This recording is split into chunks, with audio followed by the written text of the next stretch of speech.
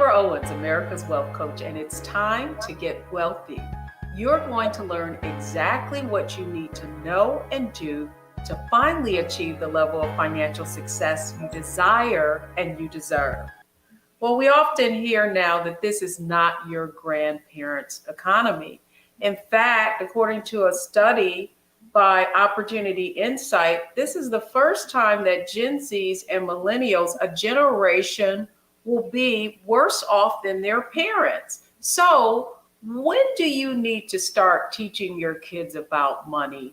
What do they need to know so that their wealth opportunities are greater? Well, joining me in this episode of Get Wealthy is someone who's made it her business to do just that. So, what are the things that they don't want you to know about what it means to have money smart kids? Well, the first thing is you have to prepare your kids and your teens to manage their finances independently. Listen, they don't just listen to what we say, they watch what we do. Secondly, it's important to establish college savings funds for your kids early so that they aren't like so many students now who graduate with a ton of student loan debt. And then finally, why not give them gifts instead of toys? Give them gifts in the same companies that make the products. That's what you need to know. But on today's show, here to break it all down for us is Holly Reed. She's a certified financial educator as well as a CPA, and her own financial struggles had her create a mission as well as a company, and that she's made it her business to educate young people about the importance of learning how to master your money. The name of her company is The Master Playbook, and it is my pleasure to welcome Holly Reed to Get Wealthy. Welcome to Get Wealthy, Holly. Hello. Thank you for having me today. I am excited to have this conversation. And I really want to begin, I always want to know, like, what is the backstory? Like, why did this professional CPA decide that she was going to focus on financial education specifically for young people? Yes, and what a backstory it is. Listen, my parents raised me. They did what most parents do. They teach you everything they think you need to know in order to be successful. They set high expectations for me and my sisters. And let me tell you, by the time I was 23, I had pretty much met those expectations that my parents, what they set for us. And what I mean by that is I went to school, I went to college, I graduated with honors. I went on to work for one of the largest public accounting firms in the world. And then something happened. The economy tanked, right? Back then, the dot-com bubble burst. And the firm that I was working for at the time started laying people off, including little old me. And that was my wake-up moment. Like, that was my first taste of hitting rock bottom, having lost my job. I hadn't prepared, but I had been doing all the things that our America teaches us to do. So our America teaches us to enjoy the luxuries of life. It teaches us to live above our means. It teaches us not to think of our future self. And so I was following all of those instructions, doing everything that our culture, that our society encourages us to do. And when I had to crawl back to my parents, let me tell you, and ask them for some financial help until I could find my way again, until I could get another job, that was my wake-up call to say, Holly, you've got to start doing some things differently. And so that's exactly what I did. I started reading all that I could, learning all that I could. And when I managed to claw my way out of over $30,000 in debt, it was like I started preaching the debt-free gospel. I wanted everyone I knew, I wanted everyone I didn't know to know what it felt like on the other side of credit card debt, on the other side of auto loans, on the other side of student loans, because I had practically freed myself of owing everyone except my mortgage company, right? And with that, I just started talking to more people about that journey, right? And what I found was my story wasn't special. In fact, it was common.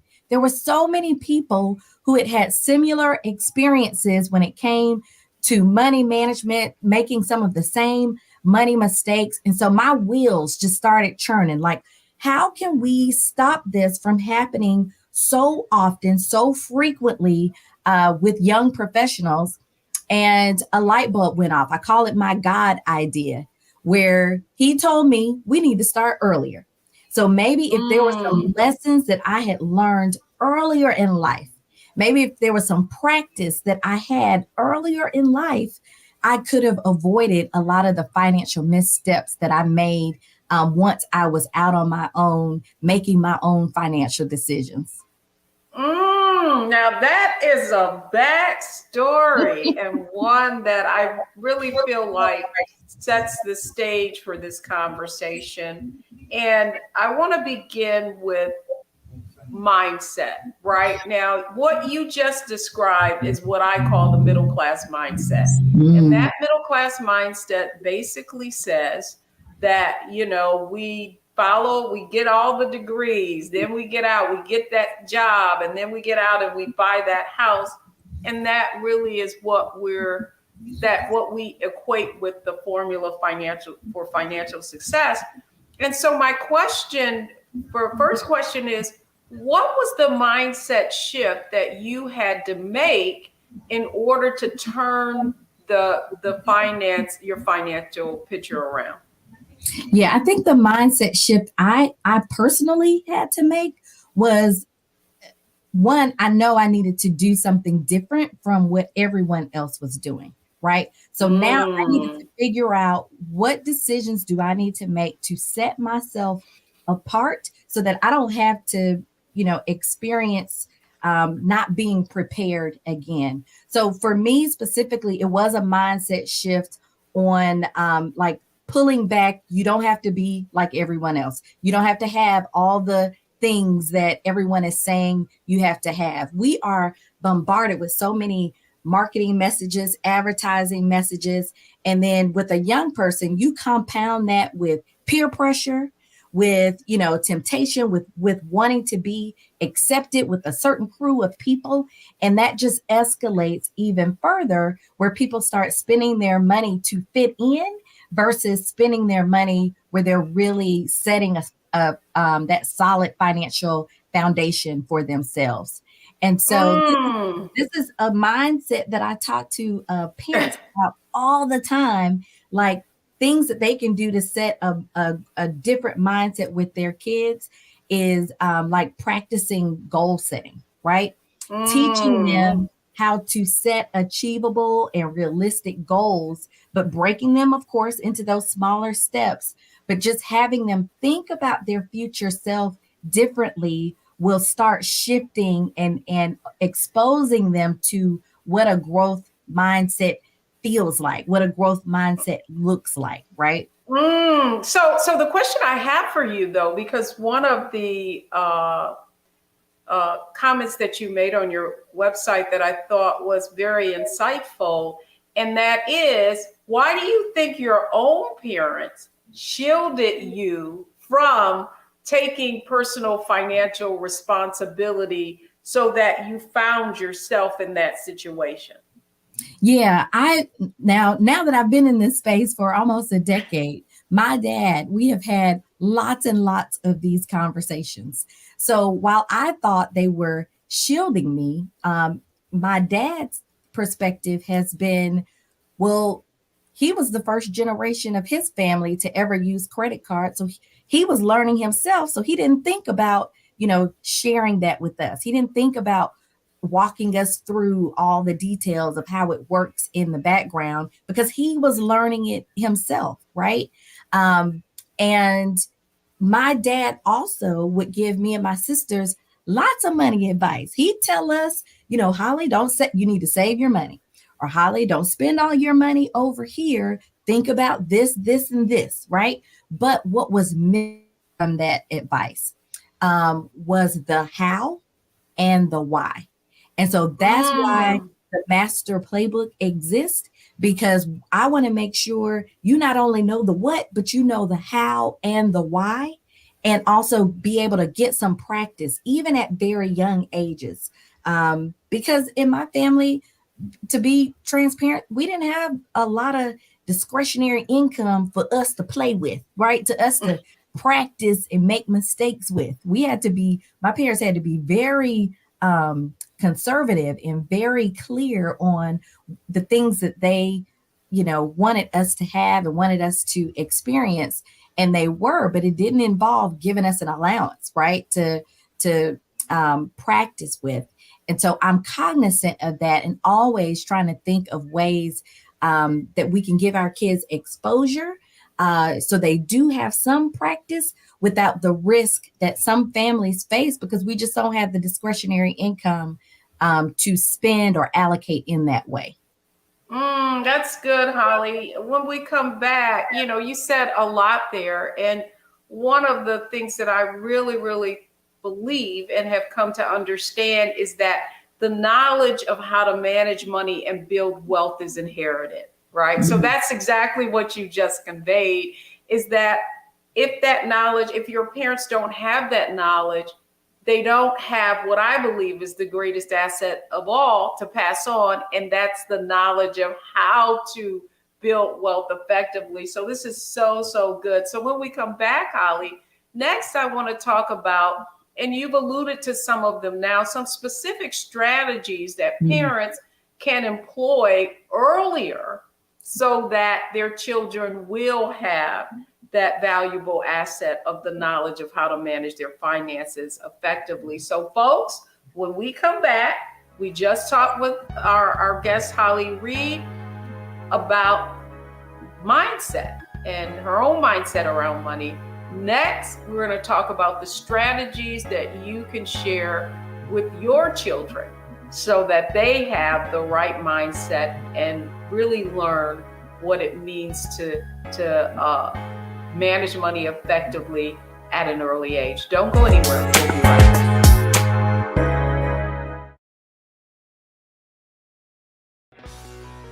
Let's be honest, as successful women, we're crushing it. Maxed out 401k and Roth IRA? Check. Aggressive savings and investments? Check. Yet, the freedom our success was supposed to buy can leave us stuck on the six-figure hamster wheel, watching retirement slip further down the road. There's another way. Get coaching courses and community at wealthyu.com. But we begin tonight with the people who are really running the country right now. Now, Trump is often wrong and misleading about a lot of things, but especially about history. Donald Trump falling in line with President Elon Musk. In the wake of the unsettling news that MSNBC has canceled Joy Ann Reid's primetime show, The Readout, Roland Martin and the Black Star Network would like to extend an invitation to all of the fans of Joy Ann Reid's MSNBC show to join us every night to watch Roland Martin Unfiltered, streaming on the Black Star Network for news, discussion of the issues that matter to you, and the latest updates on the twice impeached, criminally convicted felon-in-chief Donald Trump and his unprecedented assault on democracy, as well as co-president Elon Musk's takeover of the federal government. The Black Star Network stands with Joy Ann Reid and all folks who understand the power of Black voices in media. We must come together and never forget that information is power. Be sure to watch Roland Martin Unfiltered weeknights, 6 p.m. Eastern at youtube.com/Roland S. Martin or download the Black Star Network app.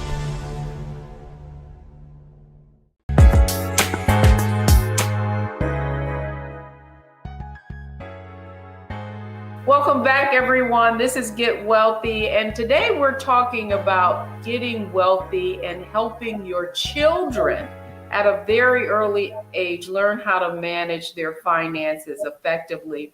My guest today is Holly Reed. She is the founder of the Master Playbook, which really focuses on kids between the ages of 8 and 18 and helping them be responsible financially. Holly Reed, thank you so much for joining us on Get Wealthy. And I also want to applaud you about your transparency, because that's why we created Get Wealthy, so we can have these conversations.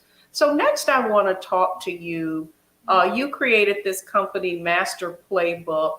What are some of the sort of unique financial challenges that you believe faces parents, and what kind of strategies can they employ about helping their children learn about money earlier? Yes, absolutely. So as parents, one of the common things that I run into with parents across the nation is there are a lot of parents who are intimidated by finances, right? They're intimidated by money. Maybe they don't manage the household money, right? Especially some of our moms. Maybe they have made a lot of money mistakes, so they don't feel qualified to set a good example for their kids. And what I say to those parents is, listen, you don't have to have a PhD in order to start teaching your kids and talking to your kids about money management, about money matters. What you do need to do is be somewhat vulnerable, right? And you have to be intentional as well to kind of spark those money conversations.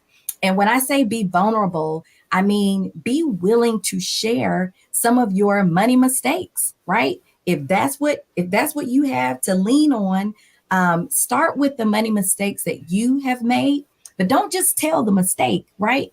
Tell the lesson in the mistake, right? And our kids love stories. My dad is a great storyteller. A lot of life lessons, a lot of money lessons, even, or reasons he would give us to do something a certain way was tied around a story or an experience he had. And those are the things that stuck with us and even manifested for us. So tell the story, tell the money mistake. I often joke, right? Because people think it's funny when they may have a car repo story in the back pocket where they're telling their kids about how they were moving the car around and hiding it around the block, to hide it from the repo person.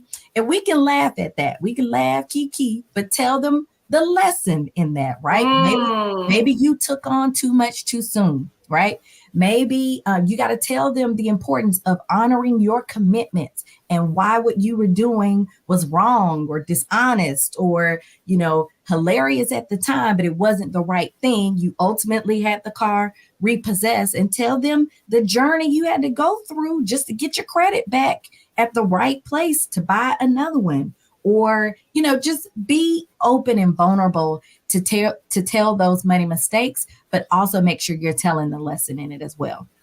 Oh, that's good, because I do feel like, Holly, that we learn our lessons. The greatest lessons are from the mistakes that we made. I do have a question for you, because I know that you want to teach kids earlier. And one of the things that I found in some of the work that we've done in financial literacy is that it's one thing to teach the child, but it's wonderful, specifically if the parent doesn't have a certain level of financial literacy themselves, that is something that they could learn together. And so in the work that you're doing, specifically for our audience, what are some strategies that you have that parents and a child could get involved in, where they're both learning how to manage their money more effectively, how to be more respective, around finances? Yes. And so one of the things that we encourage, even in our programming, so I host money camps for kids for ages 10 to 14, and then for 14 and up. And a lot of times when I'm trying to convince the parent to enroll their student, I get a lot of feedback from the parents like, well, maybe I need to come sit in the camp. And I welcome it. I'm like, come on, because that is the best way. One of the best ways to learn is starting at that lower level. You don't know what you don't know. So why not start from the beginning? And so, especially when it comes to really popular, or I'd say trending topics, like when it comes to Bitcoin or it comes to investing, like it's new to everybody. So why not take that opportunity to take a step back and let's go learn it together. Let's go buy a book that specifically talks about it. Let's go find a YouTube channel that breaks it down. Let's go look at, connect with experts like you, like me, who talk about some of these things and can really hold your hand and guide you through step by step to understand how it all works. And one of the ways that a lot of families that have worked with me are doing it is they involve the kids in family financial decisions, right? And I can hear now some parents are like, them kids don't need to know all the details. And you're right, they might not need to know all the details, but there are some things you can involve your kids in financial decisions. I have one parent who said, after attending the money camp, to keep the practice fresh, she allowed her child to manage the family's entertainment budget, right? So we set aside X number of dollars, let's say $100 every month for family entertainment, and I allow her to manage how that's going to be spent. Is it a night in and we're gonna just pay Netflix, the streaming payment every month to watch a movie together, or are we gonna go out and watch one of the newest releases that might not be available on a streaming service yet? And just including them in a decision where it's almost a democracy, because everybody has their say and their opinion and how they want it done, but pulling it all together so that it's a family financial decision. This is just one of the ways that Holly, you know what? That is, I didn't mean to cut you off, but no, what's brilliant, right? Like oftentimes the reason that we don't want to divulge everything as a family, and I'm going to be honest with you, I really feel that's why nobody knows how to manage their finances. Nobody wants to talk about it. Parents say, this is my money, not your money. You don't need to know about it. Grown business. Yes. Yeah. So as a result, we send our kids out in the world and they have no semblance of how to manage any money, but not only that, the whole value of it. So I love the fact that you were able to, that parent was able to see, let's give them a portion of the budget. I think another line item on the budget that would be a great exercise for families to manage really is the food budget, right? Absolutely. Because if we look at the different things that we're spending our money on, probably food, and other than rent, probably food is the other way. Yep. One of the other biggest areas of where our money goes. The other question I have for you though is, what are parents doing now? Like I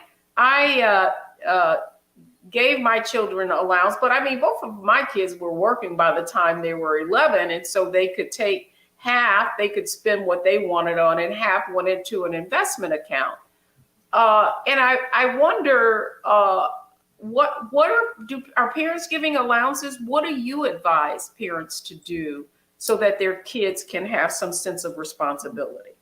Yeah, parents are giving, I don't know if I'm calling them allowances, but parents are giving money. They're giving cash either on a regular basis or when the child asks for it.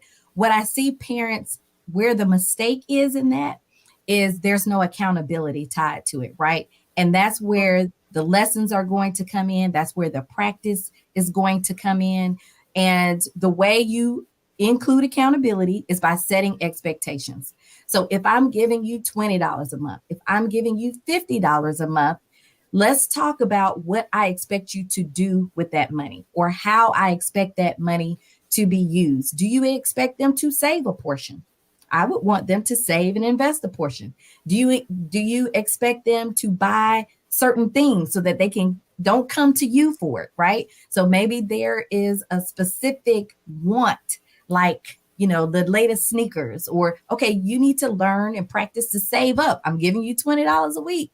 It's your choice on how you decide to use that money for the things that you really want, but aren't necessarily needed, right? They aren't essential to your everyday schooling, essential to your everyday livelihood. So think about those things. I even have parents, because a lot of my parents, some of their kids are in private schools. They have this new thing now with private schools. When they go to lunch, there's not like the set menu. These kids got choices. They can get a smoothie. They can go get a chicken wrap. They can go get, What this is amazing to me, though, Holly, is that and here's where I think, and what I see in families, what I think has gone wrong, and even if I had it to do over with my own children, I might approach it a little differently, although they would say that I was really, kind of, what do I want to say, strict, and, and expectations were high, just around them managing. But I do feel like, and I wonder if you feel this way too, is that we have tried to create this middle class nirvana for our children because we don't want them to struggle like we did, right? But what we don't realize is that you can't value what you don't earn. And so as a result, they're going out of this world and they have no semblance of reality. Right. And the door seems to always be open to come back to the parent when there's a need that needs to be met, right? So that's where it's going to be important to set that expectation, to have them practice. And I say there's nothing wrong with giving your kids. That's the goal of most parents. We want our kids to have more than what we had, experience more, not experience the struggle. But the important element of that is give all you want, but also give them the blueprint, give them the playbook on how to grow the money, how to. Okay, but you know what?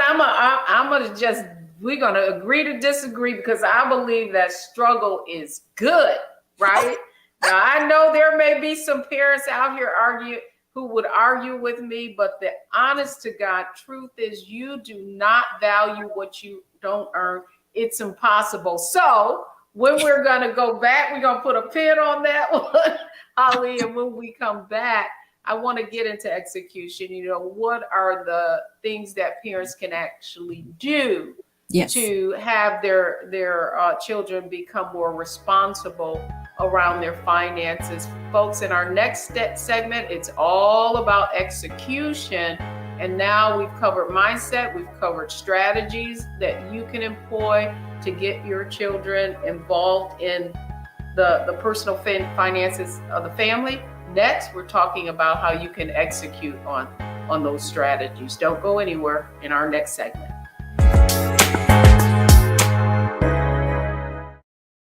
Hello, I'm Isaac Hayes III, founder and CEO of Fanbase. And right now, we're accepting investors in our $17 million round to revolutionize the future of social media.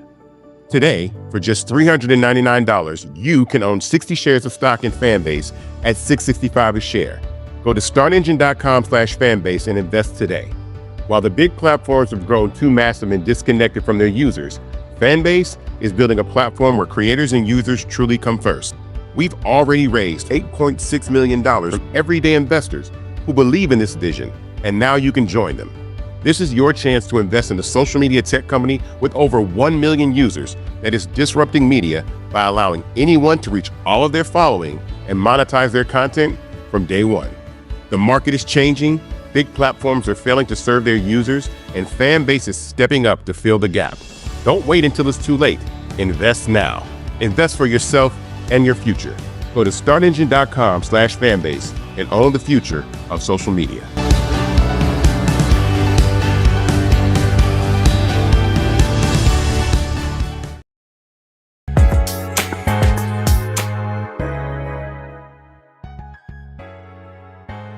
Welcome back, everyone. It's all about execution. You've been watching Get Wealthy, and I've been having a fascinating conversation with Holly Wood. She is the CEO and founder of the Master Playbook, and she's teaching children between the ages of 8 and 18 how to manage their money effectively. Holly, thanks so much for coming on today. And I know that we've kind of covered a lot of ground: mindset, strategy. Now I want to talk about execution. We've talked a little bit. I love the example that you gave about a parent going through one of your money camps and actually giving one of the children the responsibility of managing the entertainment book. However, where would you start? I mean, how early is it to begin teaching your child about money? And give us an example of how you might start. Yep. So you can start as early as 4 years old, right? You don't have to wait until they're teenagers. The goal is to start talking about money and money concepts early and often. And so when I say 4 years old, one of the concepts you want to make sure your child understands is the relationship between working hard and being rewarded, right? So no work, no reward, no work, no money, right? And so as early as 4 years old, you can include them in things like the laundry. You're doing the laundry, their job is to pair the socks, right? And so when they pair all the socks, they do it well, they do it correctly, then the reward, it doesn't have to be monetary.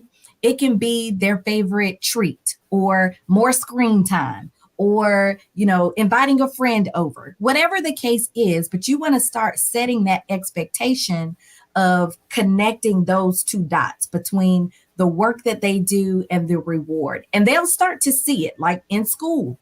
You work hard as a student, you be a scholar, your reward is good grades, your reward is recognition, your reward is being able to participate on the sports team, because you got to have a certain grade level, right, in order to represent the school in different sports activities.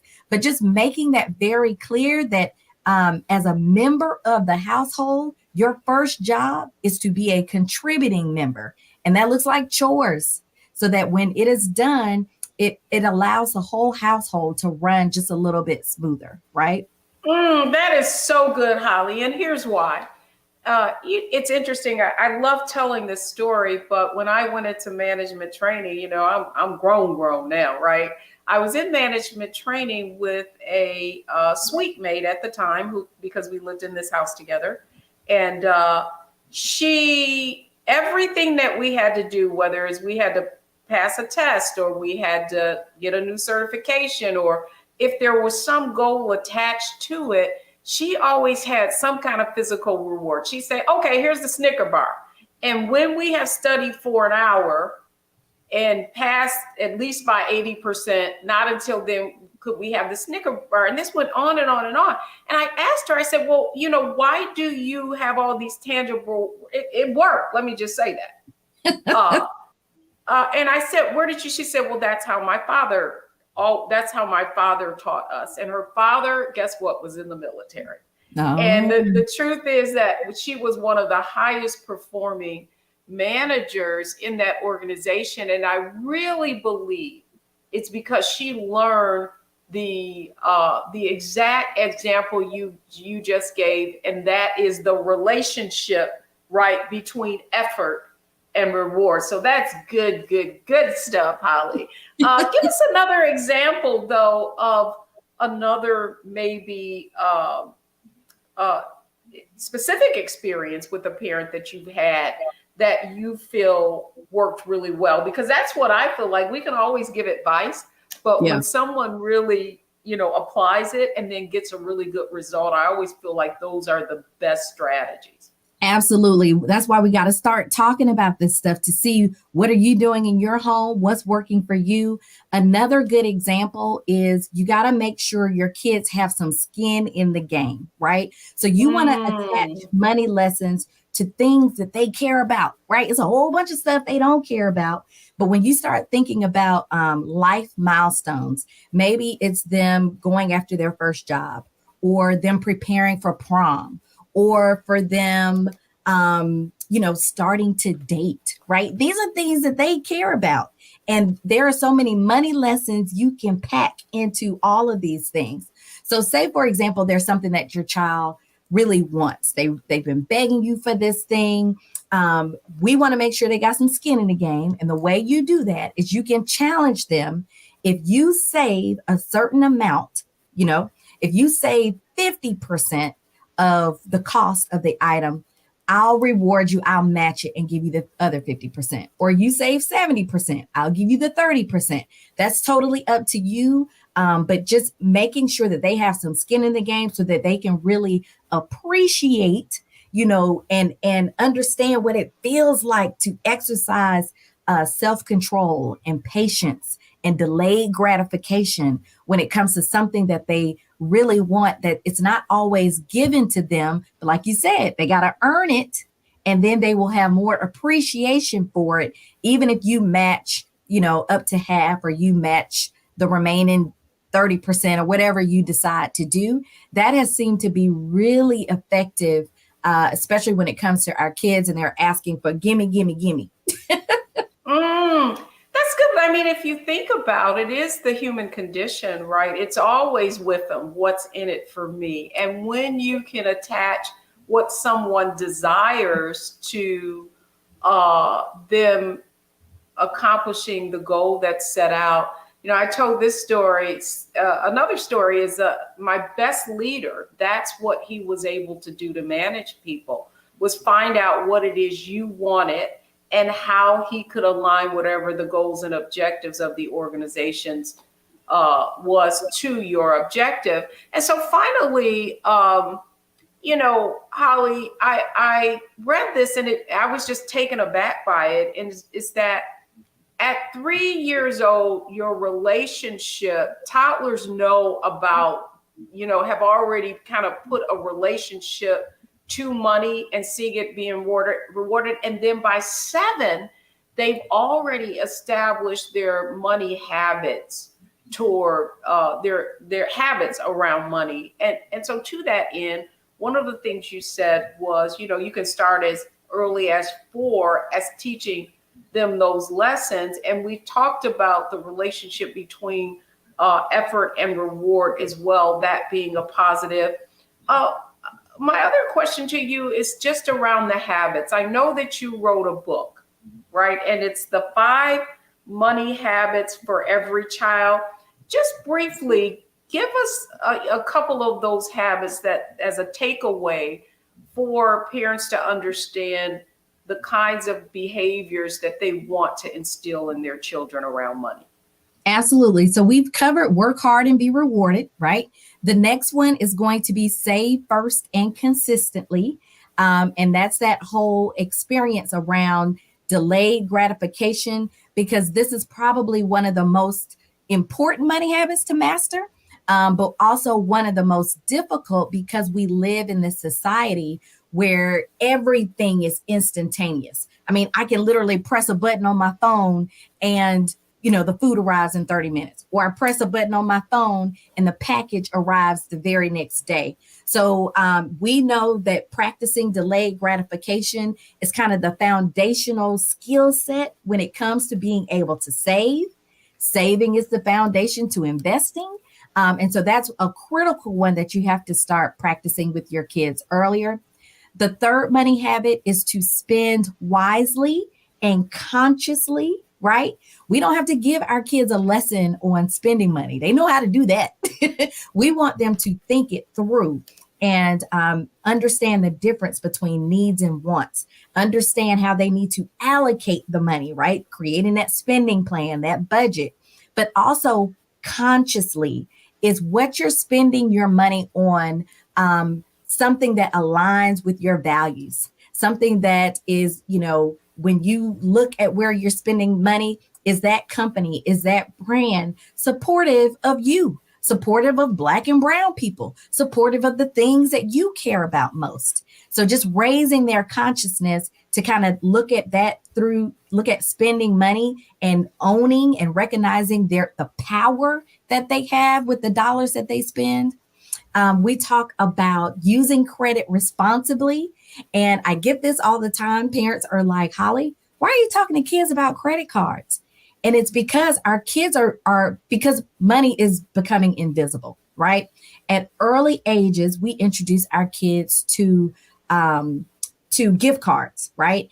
Gift cards are just credit cards with training wheels. They're teaching our kids how to keep track of the money on the card. It's teaching our kids how to dip, swipe, tap to make the transaction. They get a quick lesson on taxes with gift cards. So it's already introducing it to us. You couple that with what they see us do every day, how they see us use the money every day, and you would be surprised at how many high school students, high school scholars don't know the difference between a debit and a credit card. So it's important for us to take a step back and make sure they understand what credit is, how it works, what are the consequences before they are even eligible to have one alone or independently in their own name. And then finally, I'm sorry. Go right ahead. Finish. No, go ahead. Go right ahead. The final money habit is to give generously. So talking to our kids, we don't just want to raise money savvy kids. We want to raise kids with a heart, with compassion, with empathy. So talking to them about the importance of giving back, helping others, how that brings joy to you as an individual, but also builds stronger communities. So those are the 5 money habits. This is so good. And when, you know, because you feel oftentimes that, you know, they'll get to that. They'll learn how to be responsible in the future when in fact they're watching you and they're learning their attitudes, beliefs, and behaviors. I got to tell you, when someone said, when I read that stat that at 7 years old, they've already developed their money habits, I thought, wow. But then I started to think about my own life, and at a very young age, I wanted to have my own money. I didn't want to have to ask anybody anything. And so if you think about it, our beliefs and habits around money are very early. So, Holly, we've covered a lot of ground today. And when we come back, it's our Analyze, Optimize, Maximize segment. And so I want you to think about it as a lightning round, right? We've covered a lot of ground. Now I want you to be able to offer our audience sort of a primer, if you will, on how they're going to take this information and take action with it. So, folks, when we come back, it's Analyze, Optimize, Maximize. What are the things that you need to do, your takeaways from this show that you can put into action right away? We'll be right back with Holly Reed in just a moment.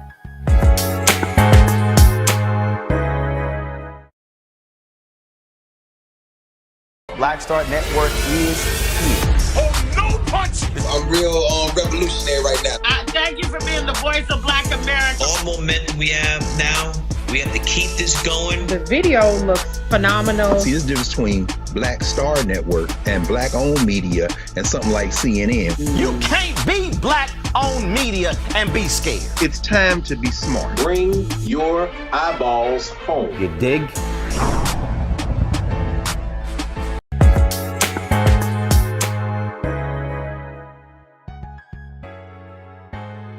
Welcome back, everyone. I'm Deborah Owens, America's Wealth Coach, and we're getting wealthy today, but we're teaching our kids how to get wealthy and how to be responsible around their finances.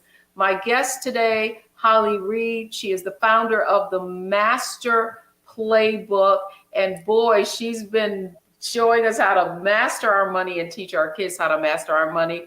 Holly, this has been so enlightening for me, you know, just in terms of understanding the challenges that parents are having in this kind of economy that is, I love what you said, invisible. To that end, I want to talk, this is our Analyze, Optimize, and Maximize round, but there's one perspective that I'd love to hear from you at the beginning of this, and that is, you talked about debit cards, you talked about credit cards. How do you feel now they have all of these different programs where you can put your kids' allowance on a debit card, or parents are doing this? What do you think the impact of that is on children? And is it a good idea in your eyes? Yeah, I honestly feel like we don't have a choice. Like, technology has made so many advancements. It is the way of the world. So you have to start incorporating it. You have to start using technology. But again, attaching that lesson, attaching those conversations, those discussions. And I'm not just talking lecturing to your kids, but asking them questions to make sure that they understand it, right? We often lecture a lot and expect our kids are mastering the information. But when you start asking open-ended questions, that's when you can see where the gaps may be. Okay, do they really understand how it works?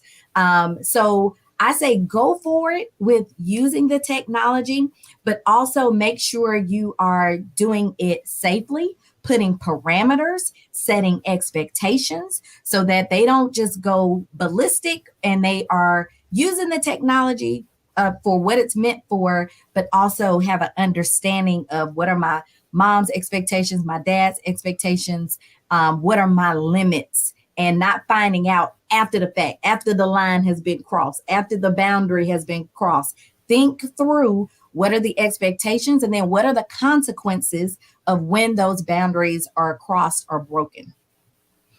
You know, the other question I have for you, Holly, as well in this segment is just around analyze. So if I'm watching this show and I'm thinking about, I'm making all the mistakes that Holly talked about today. If someone were to look at their situation, where would they start? Yeah, I would start just by making it fun. So if you are in a situation where maybe you don't have the discretionary income, one of the very first things you could do is start engaging your kids by the games that are available. And I'm talking, take it back old school to the board games, Monopoly, right? Life. All of those games, board games, have money lessons included that could really ease you into and start talking theoretically about how things work, right? Now, if you are someone who has some discretionary funds, and then I would recommend, doing the allowance, but making sure it has that accountability piece to it, that consequences piece. And one of the consequences could be, oh, you didn't complete XYZ as we agreed. Then you know what? Instead of the $10, I'm deducting $1 for every chore you didn't complete, everything you did that wasn't a part of this agreement. So that's why setting these expectations, having these money conversations versus just giving $10, $20 a week frivolously it's going to be more worthwhile when you have these conversations and set the expectations along with it.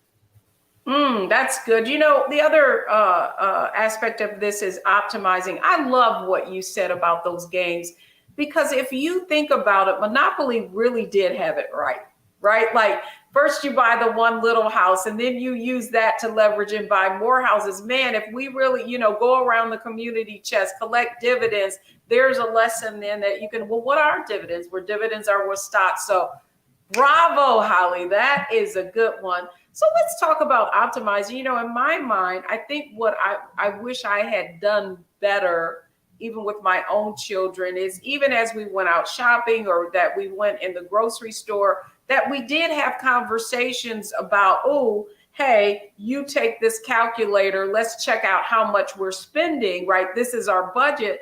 That might be a way of exposing children at an earlier age to real life situations. What are your thoughts on that? Absolutely. It's a perfect way. You want to look for these everyday opportunities. So that could be the grocery shopping, right? Or paying a bill. But these are all great opportunities to talk about budgeting, to talk about saving money, to talk about comparison shopping, right? To ultimately help your kids be able to make these smart financial decisions. The thing is, with these everyday opportunities, you also have to be consistent, right? Consistency is going to be the key across all of this. And just like I know a lot of money experts tell married couples, set a budget date where you sit down. Think about the same thing with your kids. Set a regular schedule for talking about money and stick to it. This can be weekly. It can be a monthly family meeting where you're talking about finances, where you're talking about financial goals, right? But you want to do so, involve the whole family, make it a whole family exercise so nobody is left out. Everybody is getting the information, but they can also bring their questions and their different perspectives to the table as well. A perfect, what we hear and when we're talking about wealth, or I've heard people say that, the issue is we're not talking about money around the table. It's not a conversation that is happening in our family. So as a result, those conversations aren't going on. So, I thought about something else as well, Holly, and that is from a maximized perspective. Our kids are getting older, or as kids get older, I think we've talked about chores, but what we haven't talked about is the entrepreneurial side of it, right? Mm-hmm. And so sometimes we may not have that discretionary income, but what do you think we could do as parents to plant that seed of entrepreneurship? Now there are all ways you can make money, online. What are your thoughts on helping our kids become entrepreneurs at an early age? Yes. So you have to start talking about it, right? Start pointing out different entrepreneurs that are in close proximity and helping the child understand what it is they do. We want to raise owners, right? We want them to earn their own money. And so one of the ways that I really encourage parents to do is take an inventory of what are the things that your kids are interested in. Going back to that interest, what do they have a natural affinity towards? What are their skill sets? And then start talking to them about ways they can monetize it. Maybe they're really good with technology and they're the person in the family or the sibling in the family that when the TV goes out or when the computer isn't working correctly, everybody's like, hey, John, I need you to come take a look at this. Help me problem solve, right? So how can you monetize that? Maybe they enjoy drawing. They're really artistic and they could go into graphic design. So you, as the parent, it's really important to just start paying attention to what are the things they gravitate towards, what are the things they say they're interested in, and don't be afraid to nurture that, to go a little further, to look into programs, whether it's coding or graphic design or whatever it is, ballet, whatever it is their interest is in, and helping to push them just a little bit to see if it's something that's really going to stick. But when you look at kid entrepreneurs, and let me tell you, we are living in a different time where, like you said, all you need now is a smartphone and a YouTube channel, and you really could start a business, start monetizing your skills, monetizing the things that they enjoy doing. There are so many YouTube channels where kids are simply unboxing toys and giving their reaction to it, right? Or they are playing a video game and unlocking different levels on a video game and getting paid by brands to do it. So you could do a simple Google search on kidpreneurs, and then maybe add the subject of something that your child is interested in, jewelry maker, bath bombs, all the things. And you can really start diving into the backstories of these kids. And I'll tell you, one consistent thing that's going to be there is the parent support, the parent nurturing the child along the way, helping them to think through how it could be monetized, and really just taking leaps of faith to push the button, to push the go button and start making some money with their kids. Holly, what I love about this conversation is I started out talking about the fact that millennials and Gen Xers, right, could be in a situation where they're going to earn less than what their parents did in a traditional role, right? However, I believe this is a new frontier, and that this is not our, and really, if you look at the secrets of the wealthy, one of the things that you begin to understand, and that I understood in working with high net worth clients, is most of our wealthiest clients did have businesses, right? So when they sent their kids to college, it was to learn how to run a business, not being an employee. And so I do believe that for this next generation, really instilling in them that there are all different ways to create wealth, and you're not just in a box.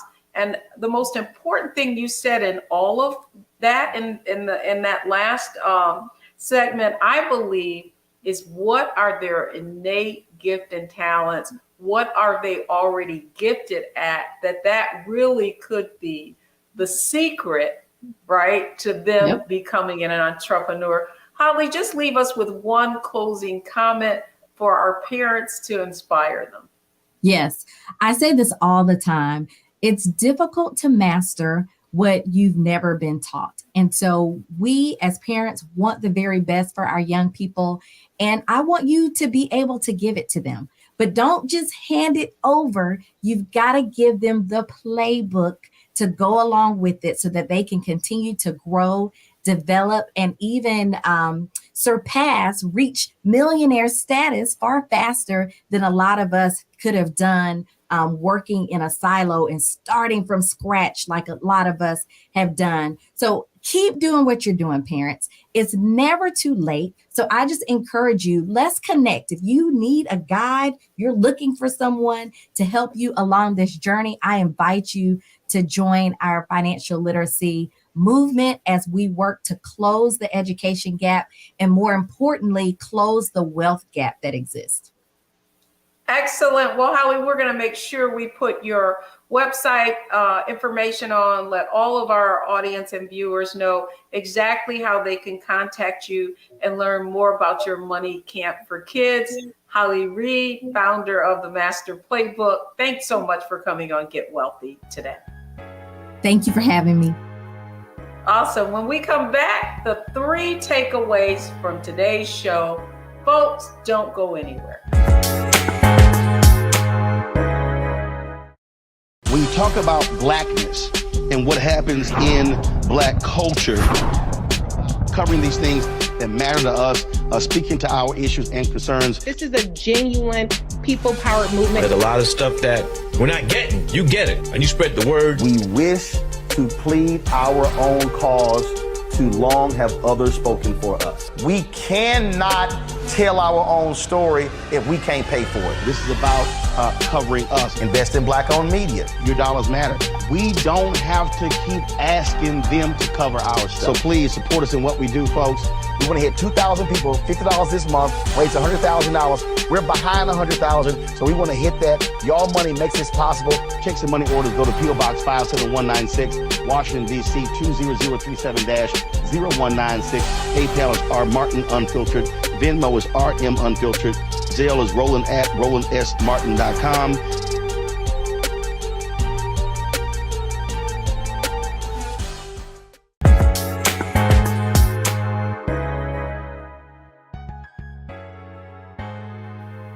Welcome back, everyone. So here are the 3 takeaways from today's show, right out of Holly Reed's Money Habits. The first, save early and consistently. That's what we want to teach our children. Second, to understand the relationship between effort and reward. And then finally, spend wisely and consciously. Thanks for coming on Get Wealthy today. Make sure you share this with your children so that we can build financially responsible children and that they can build wealth into the future. Thanks for joining us today, right here on Get Wealthy, only on Black Star Network.